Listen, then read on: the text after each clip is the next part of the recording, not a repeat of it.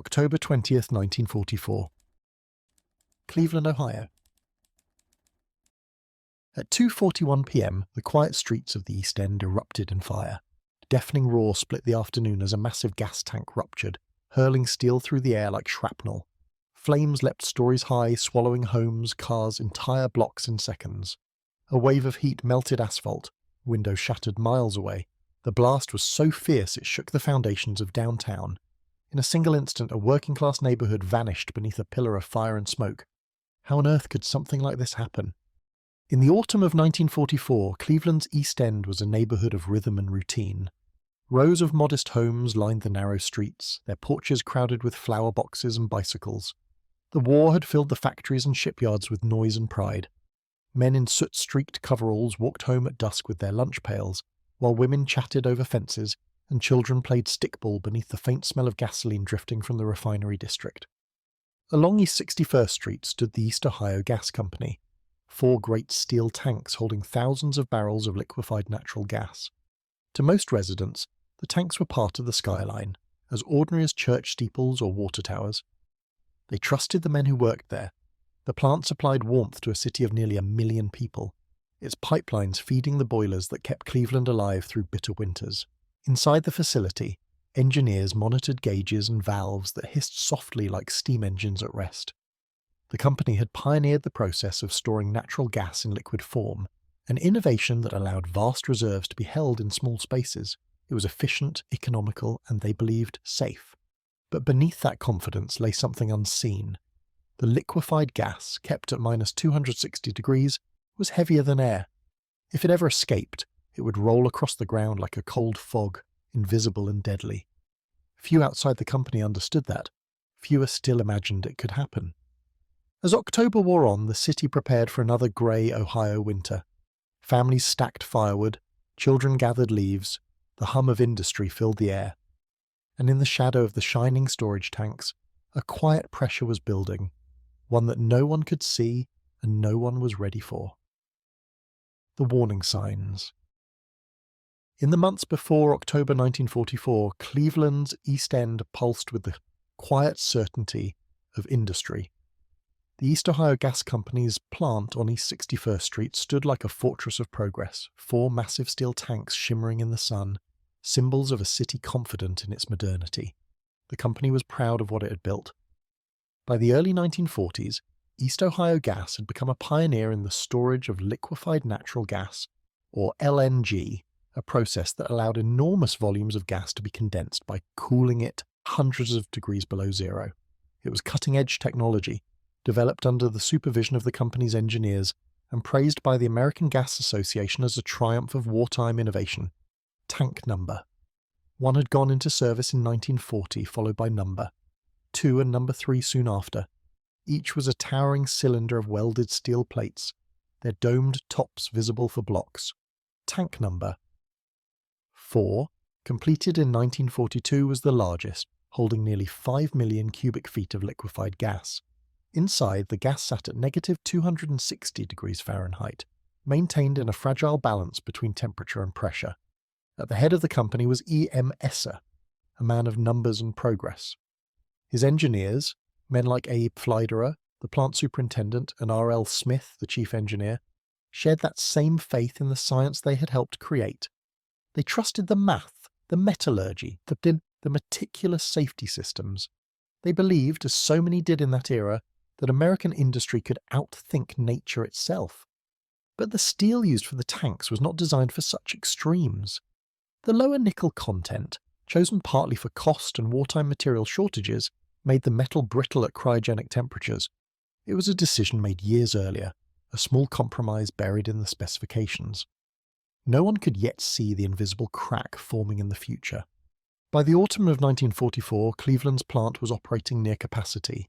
The war effort demanded it. Natural gas-fueled factories, ships and homes, and the company's reputation for reliability was well earned. Inside the control building, gauges flickered steadily, the lines humming with life.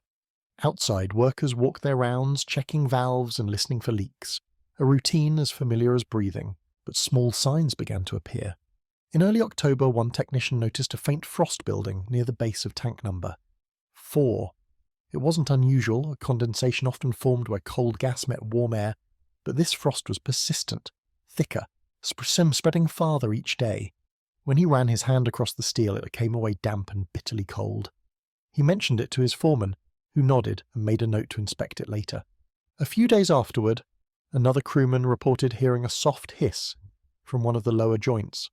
The sound came and went, barely audible beneath the drone of compressors. He chalked it up to normal venting pressure.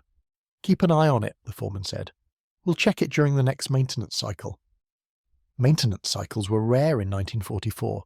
The war left little room for downtime. To the residents of the surrounding neighbourhood, mostly working-class families, many of them recent immigrants, the tanks were simply part of the landscape. The children called them the Silver Giants. At night, the facility glowed faintly under floodlights, the vapour from the stacks drifting into the dark. It was a comforting sight, a promise of heat for the coming winter. But in the week leading up to the explosion, several neighbours began to notice something strange. A faint, sweet odour lingered near the plant, not strong, but unfamiliar. It smelled like chemicals, one resident would later recall. Not smoke, not oil, something sharp like the air after a spark. Inside the plant, a handful of workers felt uneasy. Chief Engineer R.L. Smith reviewed pressure readings that seemed inconsistent with the previous month's averages. Small fluctuations, nothing dramatic, but odd enough to warrant a closer look. He ordered additional temperature checks on the liquid gas circulating between the tanks. The readings came back slightly higher than expected, suggesting increased boil-off. That meant more vapour was building inside the system and more pressure on the tanks. Still, there were no alarms, no immediate reason to shut down. The company's procedures were considered state-of-the-art. Relief valves were installed, emergency dikes surrounded each tank, and the plant had passed every inspection by both the company and the city. Yet one thing no inspector could see was happening beneath the surface. As the liquefied gas cycled through pumps and pipes, minute vibrations and temperature shifts were stressing the steel seams. The brittle metal, chilled for years, was slowly losing its resilience. Every degree of contraction widened microscopic cracks. On the morning of October the 20th, 1944, the day dawned cool and overcast. Workers arrived as usual, clocking in before 8. Inside the control building, supervisors reviewed the previous night's readings. Tank number. 4's temperature had stabilized overnight, a reassuring sign. No one yet knew that liquid gas had begun seeping from a small fracture at the base. The leak was slow, invisible, and silent. By mid-morning, a thin vapour was spreading across the ground around the tank. LNG is heavier than air, too. It doesn't rise. Instead, it hugs the earth, rolling like fog through the grass and over the curb, invisible except for the way it bends the light. Within hours, it had drifted beyond the plant's fence line and into the narrow streets of the East End. In one home, a woman hanging laundry on East 61st Street noticed the air felt colder than usual. "It was like walking through ice," she said later. "I could see my breath, even though it wasn't that cold out." Around noon, a maintenance worker spotted a patch of frost nearly a foot thick on the tank's lower shell. He touched it and felt the steel flex, just slightly, but enough to raise alarm. He called for his supervisor, who arrived minutes later. Together they listened. The faint hiss had grown louder, a steady whisper of escaping gas. Superintendent A.E. Fleiderer was notified immediately. A veteran of the gas industry, Fleiderer was known for his calm, methodical approach. He ordered the area roped off and instructed his men to begin depressurizing the line that fed tank number 4. But as they worked, pressure gauges began to spike. Something in the system was preventing the gas from venting properly. At 1 p.m, Chief Engineer Smith arrived at the site. He examined the frost build-up and the readings, then conferred briefly with Fleiderer. They agreed to shut down tank number 4 temporarily and monitor it for further change. The decision, though cautious, came too late. Liquid gas continued to leak from the crack and spread outward unseen. As it evaporated, it displaced oxygen in the surrounding air, creating an expanding cloud of vapour. This invisible blanket rolled down the slight grade of East 61st Street, pooling in low spots and seeping into storm drains. The city's sewer system became a network of unseen danger. Shortly after 1:30 p.m, several residents on St. Clair Avenue reported smelling gas inside their homes. A mechanic working in his garage struck a match to light a cigarette, and the flame flickered blue, then went out. He frowned unaware that the air itself was becoming unbreathable. At the plant, Flydera radioed for assistance from the main office. A crew was dispatched with additional tools and instruments. When they arrived, they could hear the hiss clearly now, a sharp, steady sound like air escaping a tire. Frost covered the lower third of the tank, gleaming white in the weak afternoon light.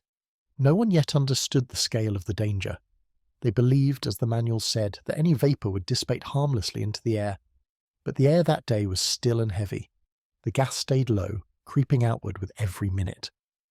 Around 2 p.m, a plant worker walking near the southern perimeter noticed vapour rising from a manhole cover. It shimmered faintly, almost like steam. He pointed it out to a colleague, who shrugged. "Probably just condensation," he said. 10 minutes later, an office clerk in the control building made her final note of the day. "Tank 4 pressure holding steady," she wrote. "No further rise." It was the last entry ever recorded at the East Ohio gas plant. At 2:30 p.m, Flydera and Smith stood near the tank's base discussing their next step. The plan was to begin transferring the remaining liquid into the adjacent tanks and close number 4 for a full inspection. As they spoke, the hiss stopped abruptly. The men exchanged glances. It might have meant the pressure had equalized, or that the leak had frozen shut. No one could know that inside the tank the steel wall had begun to fracture. The brittle metal gave way under the combined stress of internal pressure and temperature differential. Cracks raced upward, like lightning bolts through ice. At 2:41 p.m, the first rupture tore open a seam near the bottom of the tank. A plume of liquefied gas burst outward, engulfing the yard in a blinding white mist. Within seconds, it ignited, either from a passing spark, an electrical motor, or static discharge. The fireball that followed would erase the final traces of warning. But in those quiet, harrowing hours before the blast, the signs had been there: the frost, the hiss, the smell of gas drifting through the streets. They were small things, easy to dismiss, easy to postpone. Each man did his duty as he understood it. Each trusted the system that had never failed before. The East Ohio gas plant had been an emblem of progress, until the moment progress turned on itself. And now, with one crack in one steel tank, that illusion of safety was about to disappear in fire. The disaster unfolds. The blast began as a sound, deep, guttural, almost alive. For a split second it was only vibration, the earth heaving beneath the workers' boots, the walls bowing outward. Then came the roar. Tank number 4 disintegrated in a single violent motion. Steel plates weighing tons were ripped apart like foil, hurled hundreds of feet into the air. A column of flame burst upward, white at the core, orange at the edges, so bright it turned shadows to silhouettes. The shockwave flattened everything within yards of the tank, pipes, fencing, the control shack, gone in an instant. At the edge of the yard, Superintendent A.E. Flydera and Chief Engineer R.L. Smith were thrown to the ground. One man was killed instantly. The other, dazed and bleeding, crawled to his feet to see the unimaginable. The entire tank site engulfed in fire.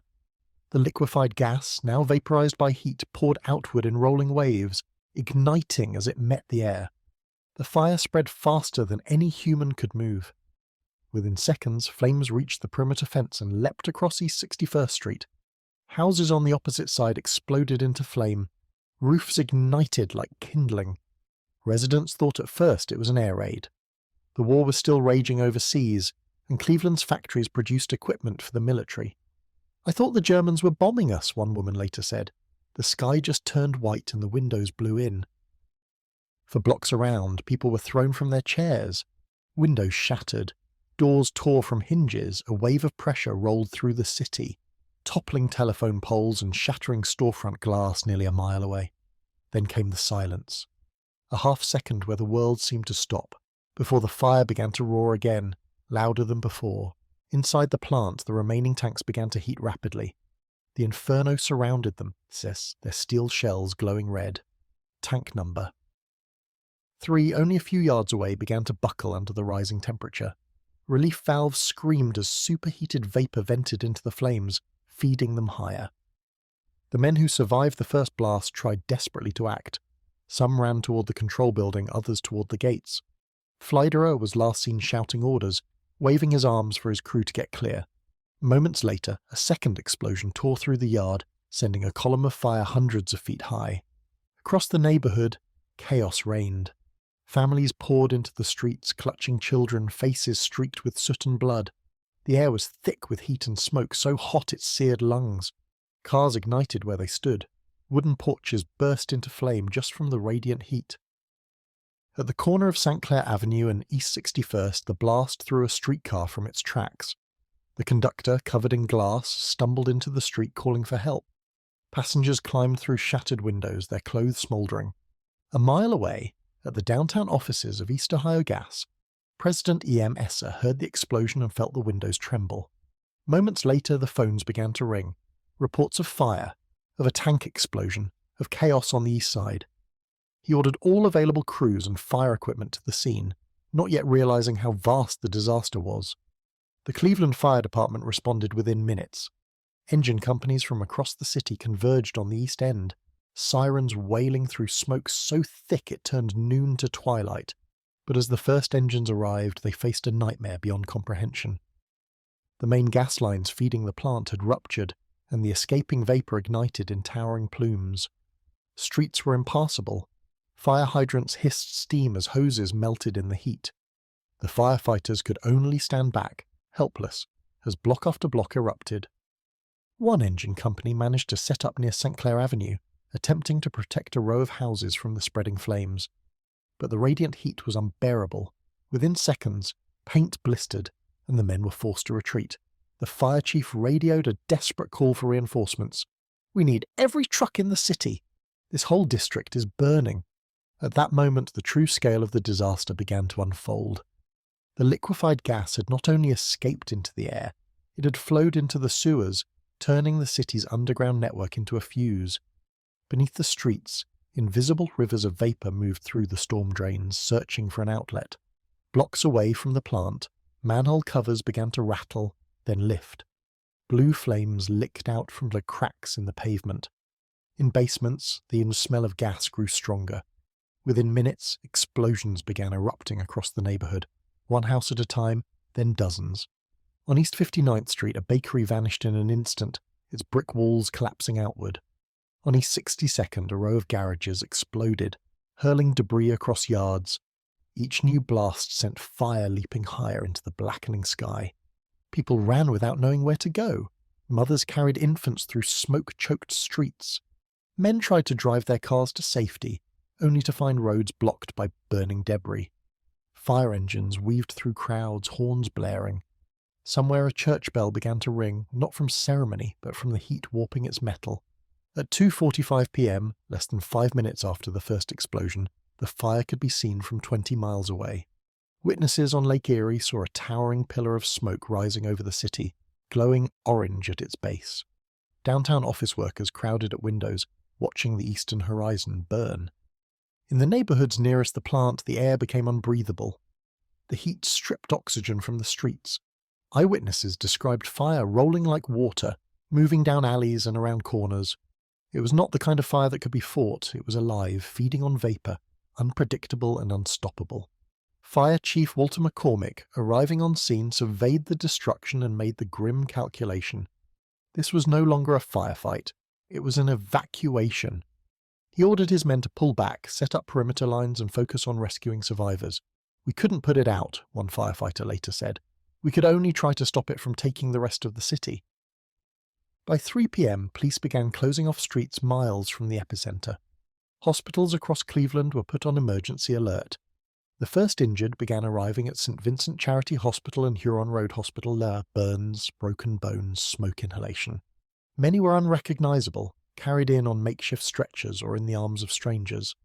Inside the fire zone, those who could still move searched for loved ones. In one house near East 59th, a mother broke through a burning door to reach her son's crib. She emerged minutes later, cradling him, both alive but scorched. In another, a man tried to dig through rubble with his bare hands until neighbors pulled him away, his skin raw from heat. The city's civil defense units, already active due to wartime precautions, mobilized quickly. Loudspeakers mounted on trucks moved through nearby districts, warning residents to evacuate immediately. The Red Cross set up aid stations at local schools and churches, providing water and blankets to dazed survivors who had lost everything. but the fire was still spreading underground. In the sewers beneath East 55th Street, gas vapour continued to move north and west.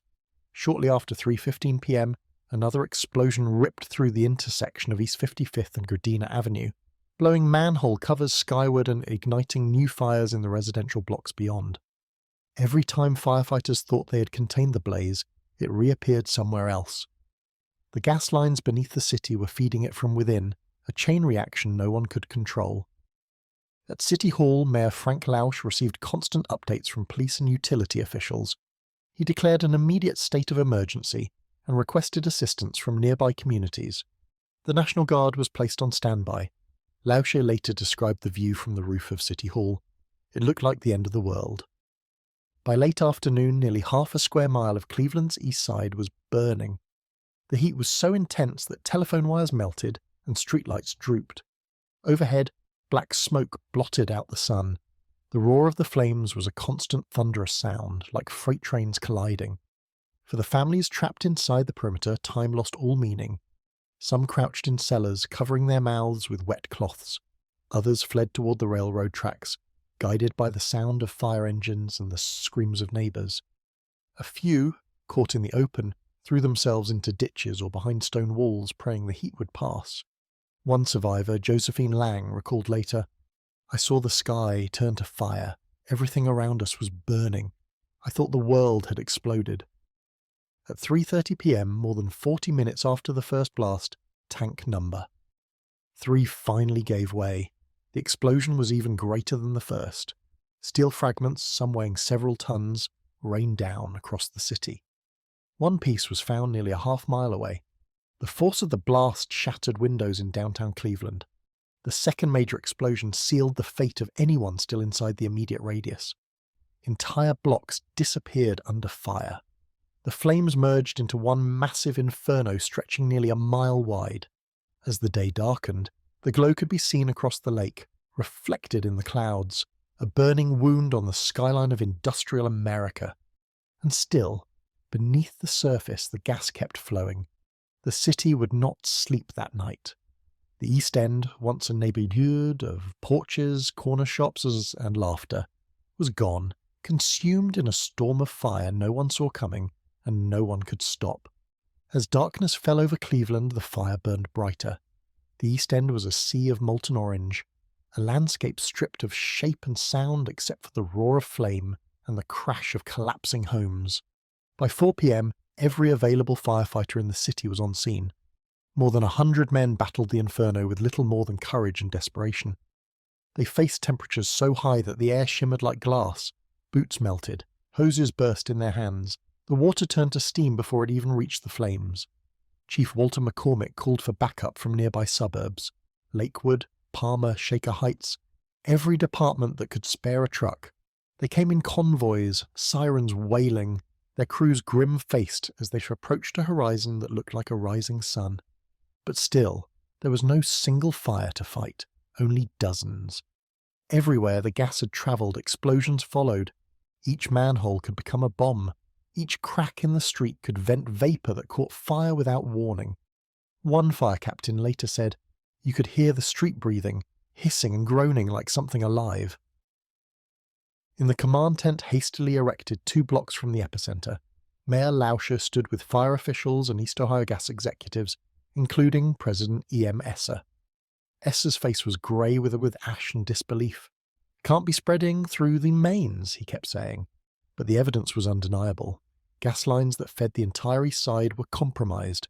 The system designed to bring warmth had become a weapon. McCormick ordered his men to cut the main supply valves leading into the East 61st Street district. Crews with wrenches and torches crawled through smoke to reach the underground gates. They turned the wheels until their hands blistered, but many valves had already fused from heat. The gas kept flowing. Meanwhile, the city's hospitals were overflowing. Ambulances brought the burned and injured in endless succession. At St. Vincent Charity Hospital, the hallways filled with stretchers. Nurses wrapped burns with whatever bandages they could find. Doctors worked by candlelight when the power failed. The smell of smoke clung to every patient. Across the river at Huron Road Hospital, a young intern described the scene as a flood of humanity. Faces I couldn't recognize, people without names. Entire families arrived together, sometimes with only one survivor able to speak. At the disaster site, firefighters began to find the bodies. Some were still in the streets, overcome by heat as they fled. Others were discovered in basements where they had taken shelter, asphyxiated by the gas. The youngest was 2 years old. By 5 p.m., the third storage tank number 2 began to fail. Flames had already warped its steel casing, and the internal pressure was rising fast. Firefighters on the northern perimeter could hear the low groan of metal bending. "Get back!" someone shouted. Seconds later, the tank ruptured. The explosion sent a rolling shockwave through the neighborhood, flattening what little remained standing. The Cleveland plain dealer described the blast the next morning as a roar that seemed to lift the sky. The fireball climbed hundreds of feet into the air, then broke apart, showering burning debris across an even wider radius. For a moment, it seemed the entire city might go up, but a shift in the wind gave the firefighters a chance. Around 5:15 p.m., a cold gust from Lake Erie pushed the flames back toward the river, slowing their advance westward. McCormick seized the moment. He ordered his men to establish a firebreak along East 55th Street, the last barrier between the Inferno and the heart of Cleveland. They dug trenches, they flooded the gutters, they sprayed the roofs of the nearest homes, praying the wind would hold. By nightfall, the fire line was a desperate flickering wall of steam and smoke. At 6 p.m., the sun sank behind the smoke. For the first time in hours, the fire began to lose some of its fury. Tank number 1, the smallest and oldest, still stood. It was scorched and dented but intact. Engineers feared it could still explode if the heat persisted, so water was poured onto it through the night, truck by truck, bucket by bucket. The streets were unrecognizable. Whole blocks had turned into glowing embers. Cars melted into puddles of metal. Fire hydrants twisted like paper. In some places the asphalt had liquefied and run downhill in black rivers. The survivors wandered in silence. They moved through the ruins like ghosts, clutching what few belongings they could carry: a photograph, a Bible, a single shoe. Volunteers from the Red Cross handed out coffee and blankets under the harsh glare of emergency lights. Priests walked among the crowds, offering prayers over the smouldering remains. At City Hall, Lash addressed the press briefly, his voice low and measured. "We are doing everything humanly possible," he said, "but the scale of this disaster is beyond anything Cleveland has ever faced." By 9 p.m., small fires continued to burn, but the main inferno had begun to subside. The gas mains feeding the area were finally shut off completely. What remained was a landscape of devastation, an area more than a square mile reduced to ash. That night, the temperature dropped below freezing. Steam rose from the ruins as the city's water hoses ran continuously. Firemen took shifts sleeping on the ground, too exhausted to speak. Their faces were black with soot, their hands raw. It was like fighting a volcano, one of them said. In the early hours of October 21st, the flames finally died down enough for search teams to move in. What they found defied imagination. The East Ohio gas plant was gone. Nothing but twisted girders and a crater where tank number 4 had stood. Surrounding it was a wasteland of levelled homes and scorched foundations. Bodies lay where the fire had caught them, on sidewalks, in doorways, in cars. Some were found blocks away, hurled by the force of the blasts. Entire families had perished together. The final count would never be exact. Officially, 131 people were confirmed dead, though many believed the true number was higher. The youngest victims were children returning from school, the oldest pensioners who never had time to flee. Among the dead were more than a dozen employees of the East Ohio Gas Company, including several of the plant's senior engineers. Superintendent Flyderer was killed instantly in the first blast. Chief Engineer Smith's body was found the next day near the edge of the plant. His watch stopped at 2:42 p.m. In the quiet after the flames, Cleveland's East End was unrecognizable. Once a bustling working-class neighborhood, it now looked like the surface of the moon: craters, debris, silence. The Red Cross established temporary shelters in schools and churches for the thousands left homeless. Lines formed for food and blankets. The smell of smoke hung in the air for days. Even miles away, soot rained down like snow. The next morning, crowds gathered at police barricades, staring in disbelief. It was like something out of a nightmare, a reporter wrote. No street signs, no houses, only ruins. East Ohio gas executives toured the site in stunned silence. President Esser stood at the edge of the crater, hat in hand, as investigators from the state fire marshal's office arrived. No one spoke. The only sound was the hiss of cooling metal. By evening, the fires were officially declared under control, but the work was far from over. Crews continued to dig through the ruins for days, uncovering remains and fragments of what once were homes. Volunteers came from across the state to help bury the dead and comfort the living. The city of Cleveland was left shaken. For decades it had been a symbol of American industry, the city that powered factories, fueled ships, and forged steel for victory overseas.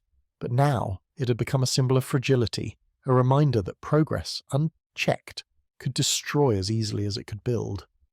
In the days that followed, headlines around the nation carried the story, "Cleveland in flames, 130 dead in gas explosion." President Roosevelt was briefed on the disaster. Congressional inquiries were discussed. The nation's gas industry went silent, knowing that this event would force a reckoning. For the people who lived through it, there would be no forgetting. The night the sky burned over Cleveland was etched into memory, a scar that stretched across generations. One survivor, Frank Wargo, who lost his wife and daughter in the fire, summed up the feeling shared by so many. You go to bed one night in your own house, and the next day there's nothing, just smoke and fire where your life used to be. By the time the last embers cooled, the city had changed forever. The following morning, the sun rose pale and cold over the ruins of East 61st Street. The smoke hung low, drifting out over Lake Erie like a shroud. And in that silence, the first investigators stepped carefully into the crater, notebooks in hand, trying to understand how such a thing could have happened, and what must change so it would never happen again. The rescue and aftermath. The morning after the explosion, the smoke still hung over Cleveland like a second sky. Dawn came quietly, pale and grey, filtering through the haze that drifted across the ruins of the East End. The air was thick with the smell of ash, metal, and burned earth. It was hard to tell where the city ended and the destruction began. Fire crews were still at work. Steam hissed from blackened craters. Water pooled in the streets, running black with soot. Every few minutes, a wall collapsed or a steel beam shifted, sending a dull echo through the silence. At sunrise, the first rescue teams moved in. They were joined by police officers, National Guard troops, and volunteers, hundreds of them, armed with shovels, picks, and bare hands. They combed through the wreckage for anyone who might still be alive, but the fire had been too hot, the blast too complete. Hope faded quickly. In what had once been a row of homes along East 61st Street, rescuers uncovered the twisted frame of a baby carriage. Nearby, a small cast-iron stove lay half-buried in the mud, still warm. A man lifted it aside and whispered, "They never had a chance." For every body recovered, there were others that could not be identified. The heat had been so intense that it erased faces, erased homes, erased even the boundaries of streets. In some places, nothing remained but foundations and the outlines of burned lawns. Firefighters worked in shifts around the clock. They drank black coffee from tin cups and stood silent when the stretchers came out. There was no ceremony, only the slow, methodical task of finding the dead. By noon on October 21st, the official death toll had risen to 79.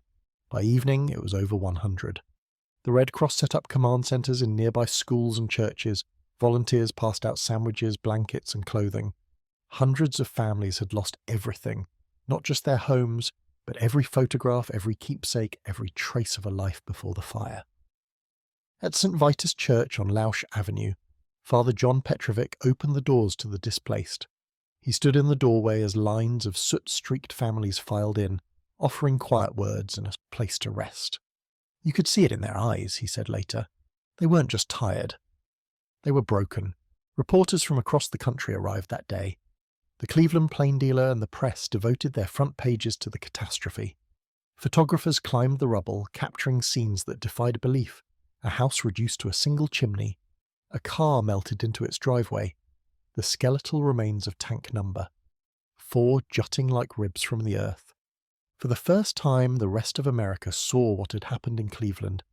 A modern city, undone in seconds by its own invention. At City Hall, Mayor Frank Lausch declared a week of mourning. Flags flew at half-mast. The mayor visited the scene personally. accompanied by city engineers and representatives from East Ohio Gas. He spoke briefly to the press afterward. "This is not just a tragedy for Cleveland," he said. "It is a lesson written in fire." Investigators from the State Fire Marshal's office arrived that afternoon, led by Deputy Marshal Thomas Kenny. They began photographing the ruins and interviewing survivors. From the beginning, one question guided their work: what caused tank number 4 to rupture? Engineers from the U.S. Bureau of Mines and the American Gas Association joined the inquiry. They sifted through fragments of steel, searching for clues in the mangled metal. Each piece was numbered, catalogued, and shipped to a temporary lab downtown. Within days, a theory began to take shape. The steel used to construct the tank, a low-nickel alloy, had become brittle at the extreme cold of liquefied gas. A tiny crack, invisible to the naked eye, had likely grown under stress until it tore the wall apart. It was not negligence in the conventional sense. The tank had been built according to the accepted standards of its day. The engineers had done what they believed was right, but the science itself had failed them. No one had understood until that day how dangerous cryogenic temperatures could be to ordinary steel. Still, the public demanded answers. Families wanted to know why the plant had been built so close to homes, why there had been no warning, no evacuation, why the company's confidence had outweighed caution.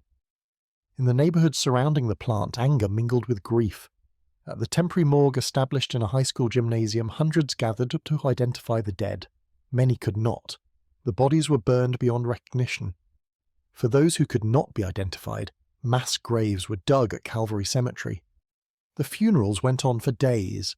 One of the survivors, Mrs. Anna Stolar, who lost her husband and 2 sons, told a reporter, "They said it was safe. They told us not to worry. But look what safe has done." Inside East Ohio Gas, there was silence. President E.M. Esser, visibly shaken, issued a brief statement expressing deep sorrow for the loss of life and property, and pledged full cooperation with investigators. Behind closed doors, the company's engineers pored over blueprints and reports, trying to understand what they had missed. In the meantime, the people of Cleveland came together in ways rarely seen before. Churches opened their doors to the homeless. The Salvation Army provided food and shelter. Local radio stations broadcast lists of survivors and missing persons. Donations poured in from factory workers, shopkeepers, and schoolchildren across the city. By October 23rd, the fires had cooled enough for crews to begin clearing debris. Bulldozers moved slowly through the wreckage, pushing aside the charred remains of homes. Every so often, the work stopped when another body was found. A whistle would blow, everyone would stand in silence. In total, 131 lives were lost. More than 600 people were injured. Nearly 200 families were left without homes. Property damage was estimated at $10 million, the equivalent of more than $160 million today. But the true cost could not be measured in money. It was in the faces of the survivors, in the empty lots where laughter once lived.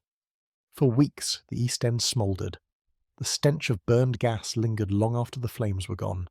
At night, you could still see small fires glowing in the rubble, as if the earth itself refused to cool. Investigators continued their work for months. In December 1944, the Cleveland Fire Department released its official report. The disaster had begun with a leak from tank number 4. The low-temperature brittleness of its steel caused a catastrophic rupture. The liquefied gas escaped, vaporized, and ignited, setting off a chain reaction that destroyed the plant and the surrounding neighborhood. It was, they wrote, a calamity unforeseen in modern industry. The findings prompted an immediate re-evaluation of LNG storage across the United States. The U.S. Bureau of Mines issued new guidelines requiring the use of high-nickel steel for low-temperature applications.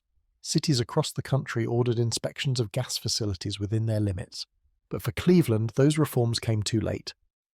On Christmas Eve of that year, a memorial service was held at St. Paul's Shrine.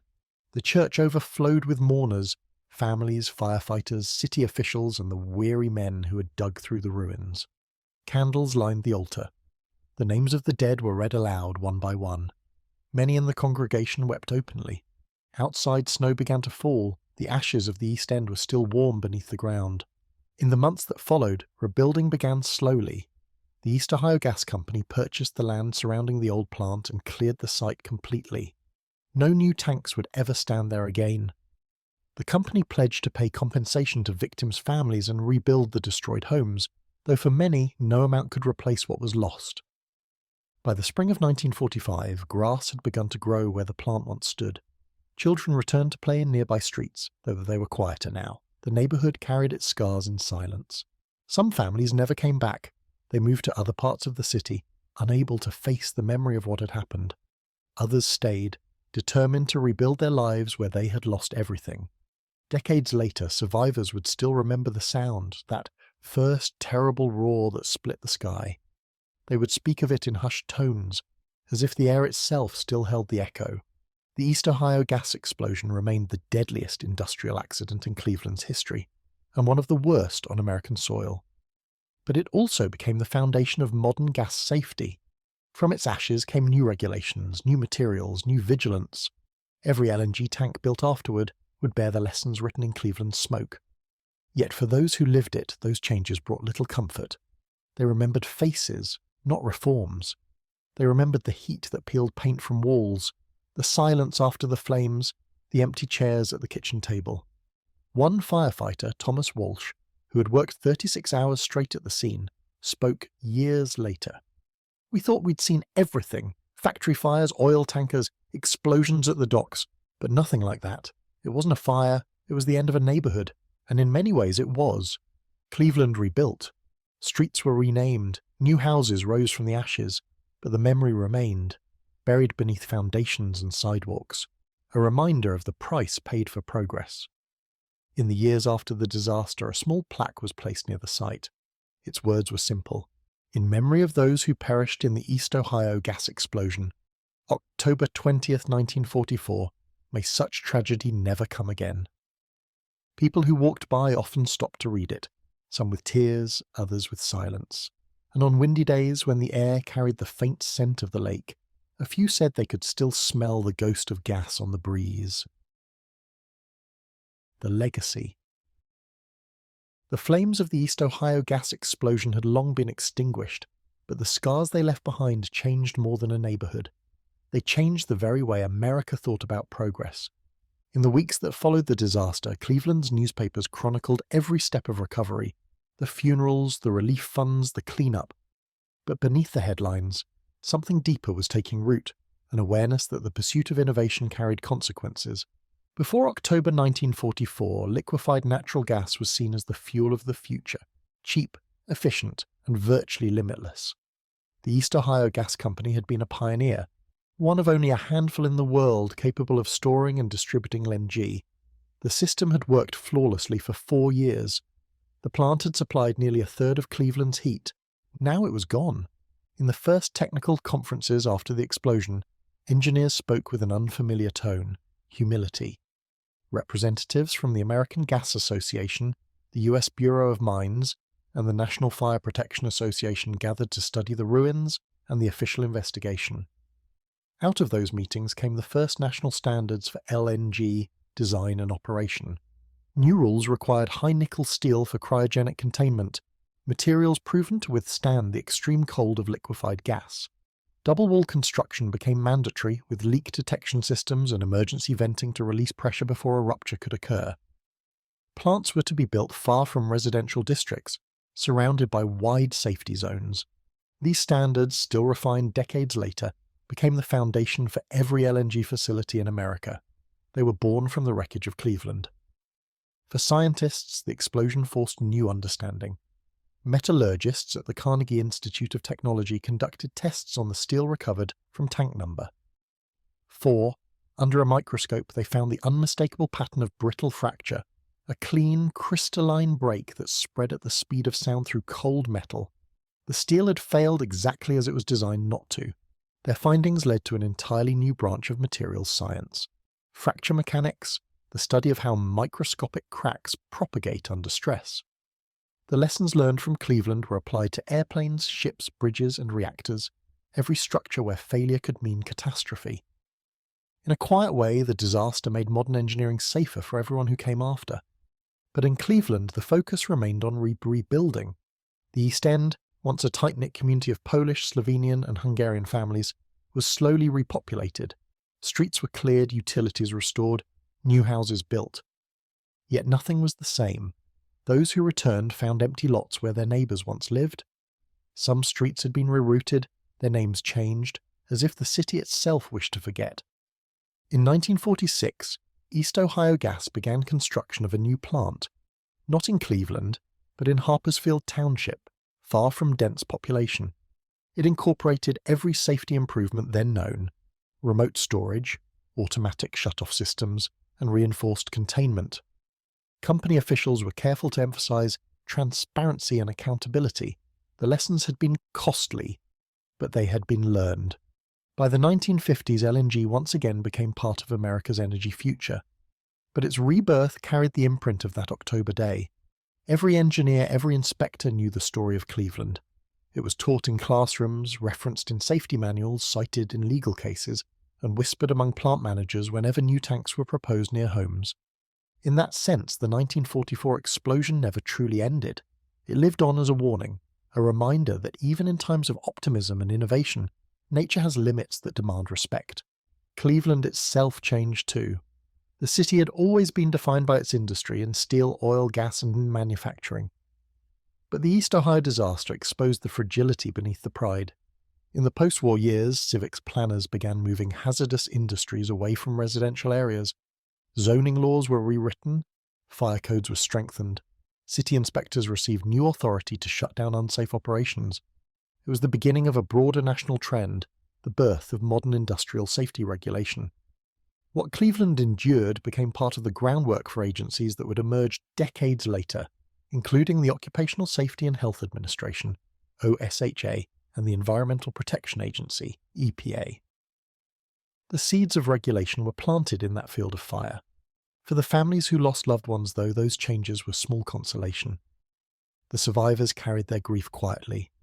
Some refused to speak of it again. Others told their children stories, not of the explosion itself, but of life before it, as if to keep that memory alive in a gentler form. One woman, Teresa Novak, whose father had been a fireman that day, remembered growing up with his helmet displayed in their living room. He never talked about it, she said decades later, but sometimes I'd find him sitting there, looking at that helmet. He'd just stare. You could see the fire in his eyes. In 1954, on the 10th anniversary of the disaster, a modest ceremony was held near the site. A small crowd gathered survivors, city officials, and a handful of firefighters who had been there that day. They placed a wreath where tank number 4 had once stood. Mayor Anthony Celebrezzi spoke briefly. From the ashes of tragedy, Cleveland rebuilt, wiser, safer, and more united. A new generation grew up unaware of what had happened. The East End returned to normal life. The gas plant site became a maintenance yard, then a vacant lot, and finally, decades later, a park. Only those who had been there still remembered the smell of gas, the deafening roar, the glow that turned night into day. But every so often the memory resurfaced. In 1964, on the 20th anniversary, local papers revisited the story. Reporters interviewed survivors and firefighters, now grey-haired, their voices steady but haunted. "We did everything we could," one said. "But when gas catches fire like that, there's nothing on earth that can stop it."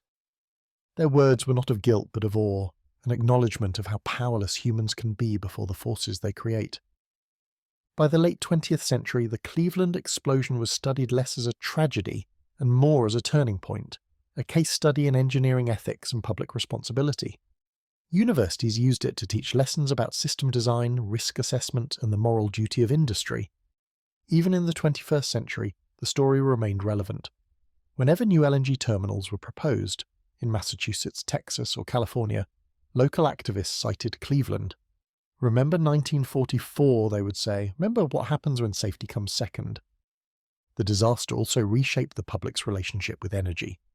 Before it, Americans trusted industrial power almost blindly. After it, they began to ask questions about pipelines, refineries, chemical plants, and the invisible infrastructure that ran beneath their neighborhoods. The age of unquestioned faith in industry gave way to an age of accountability. Cleveland's resilience became part of the story too. The same city that had witnessed one of America's worst industrial disasters went on to rebuild itself into a center for research, medicine, and education. Out of loss came reinvention. The East End tragedy had humbled the city, but it had also hardened its resolve. In 1994, on the 50th anniversary, the Cleveland Historical Society erected a permanent memorial near the old plant site.